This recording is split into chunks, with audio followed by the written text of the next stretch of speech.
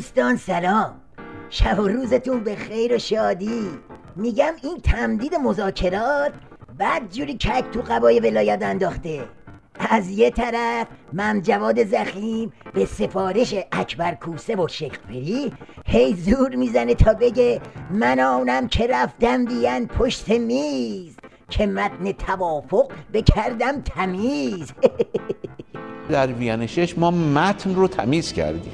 یعنی اگه امروز ما روی موضوعات اساسی توافق بکنیم، یه متن آماده‌ای داریم که فقط باید توافقاتمون رو توش وارد بکنیم و به نتیجه برسیم. متن تمیز، این تعبیر وزیر امور خارجه از متن توافقنامه نهایی هسته‌ای و هنوز امضا نشده ایران و 5+1 است.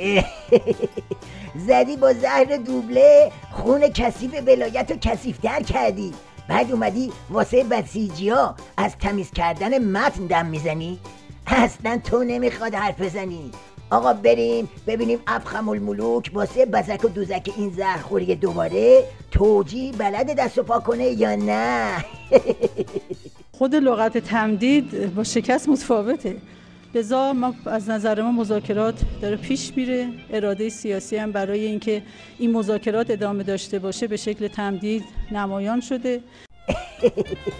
آره، لغت تمدید با شکست متفاوته، تفاوتش هم تو تمدید شکسته.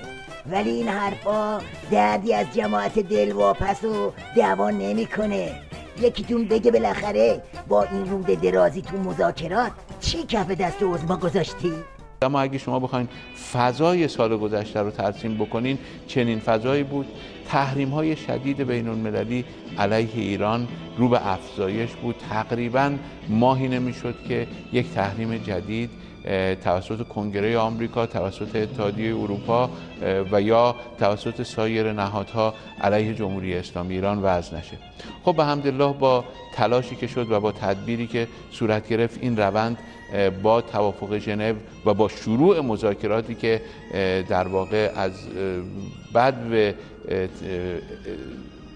مسئولیت گرفتن دولت جدید اتخاذ شد، تمام اون روند متوقف. بابا چرا دیپلماتیک حرف میزنی جواد؟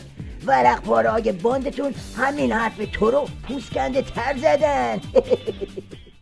همینقدر که این دولت توانسته سایه جنگ را از سر منطقه و ایران کم کند و با درایت جریان رو به تخریب گذشته را متوقف و حتی معکوس کند، کار بزرگی صورت داده است.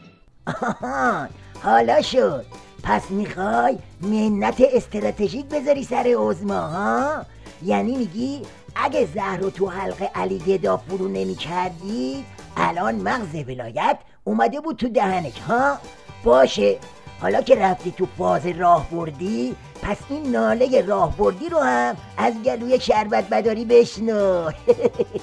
آیا معقول است که همه یا عمده همت و فرصت‌های وزارت محترم امور خارجه صرف مذاکرات هسته‌ای شود و دیگر مسائل مهم منطقه‌ای و جهانی مغفول بماند؟ آیا عاقلانه است که اجازه دهیم ما را به عنوان متهم آن سوی میز مذاکرات بنشانند و مشغول دارند و خود امنیت منطقه را از عراق تا سوریه و لبنان و فلسطین شخم بزنند؟ آیا ما در سیاست خارجی به مقوله مسلم و خدشه‌ناپذیری به نام عمق استراتژیک قائل هستیم؟ و اگر این مقوله تردید ناپذیر است، چقدر در وزارت امور خارجه برای حفظ و گسترش آن اهتمام داشته ایم؟ دوستان میبینید زهر چجوری از پوست و گوشت ولایت گذشته رفته تا استخون استراتژیکش؟ میبینید چجوری جونه برای این باند و اون باند دست میکنن تو دل و روده علی گدا و سیراب شیر دونشو میکشن بیرون؟ به این میگن زهر کارساز. تازه اینکه چیزی نیست، این زهری که من میبینم تا اعضا و جوارح ولایت پیش میره، یعنی زیاد میشه که کم نمیشه.